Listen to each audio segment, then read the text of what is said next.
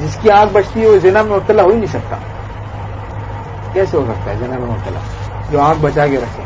ارے ایک عجیب کام کی بات بتاؤں، وہ یہ کہ اسباب گناہ کے قریب کوئی ہوا اور گناہ میں مبتلا نہ بھی ہوا تب بھی یہ نقصان سے خالی نہیں، تب بھی اس کو نقصان ہوا.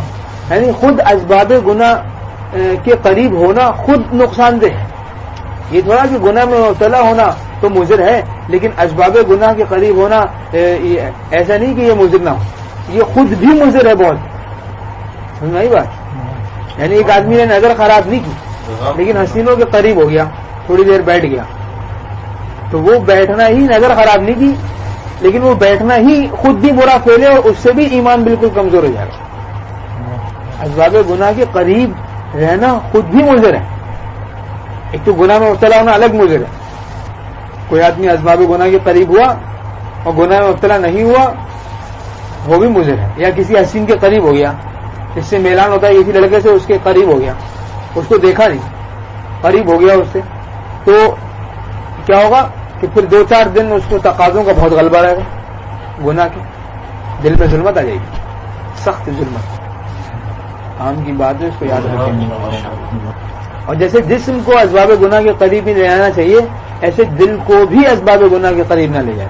ایک تو گناہ میں مبتلا دل کو نہیں کرنا چاہیے نا، دل میں گندے خیالات پکانا ہے تو گناہ میں مبتلا کرنا ہے دل کو.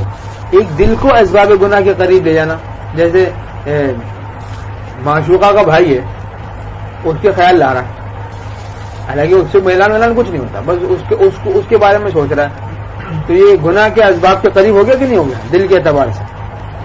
گناہ میں تو معشوقہ اس کو مبتلا کرتی ہے، لیکن اس کے بھائی کا خیال جو ہے وہ یہ کیا ہے، گناہ کے اسباب کے قریب ہو جانا ہے. تو دل کو یہاں بھی نہ لے جائے، اس کے بھائی کا بھی خیال نہ لائے. جس چیز کو اس معشوقہ سے نسبت ہے اس چیز کا خیال نہ لائے. یہ ہے دل کو اسباب گناہ سے دور رکھنے کا یہ طریقہ ہے. یعنی اس کی گلی کا بھی خیال نہ لائے، اس کے رشتے داروں کا بھی پھر خیال نہ لائے، اس کے ابا کا بھی خیال نہ لائے. یعنی وہ چیز جس سے وہ یاد آئے، معشوقہ جس کو چھوڑ چکا، اب جن چیزوں کو اس سے نسبت ہے تو ان کا بھی خیال نہ لائے. ایسے ایک تو قریب نہ جائے، ایسے دل کو بھی قریب نہ لے جائے. سمجھ میں آئی بات؟ یعنی دل سے بھی گناہ نہ کرے اور دل کو بھی اسباب گناہ سے دور رکھے، خوب دور ہو جائے، بس یہاں تک کہ حضور دائم نصیب ہو جائے حق تعالیٰ کا، اور غیر اللہ سے ظہور دائم نصیب ہو جائے. غیر اللہ کو مستقل بھول جائے اور حق تعالیٰ کو مستقل یاد رکھے. یہ ہے صاحب نسبت ہو گیا. سمجھ میں آیا؟ یہ ہے حضرت والے کی تعلیمات.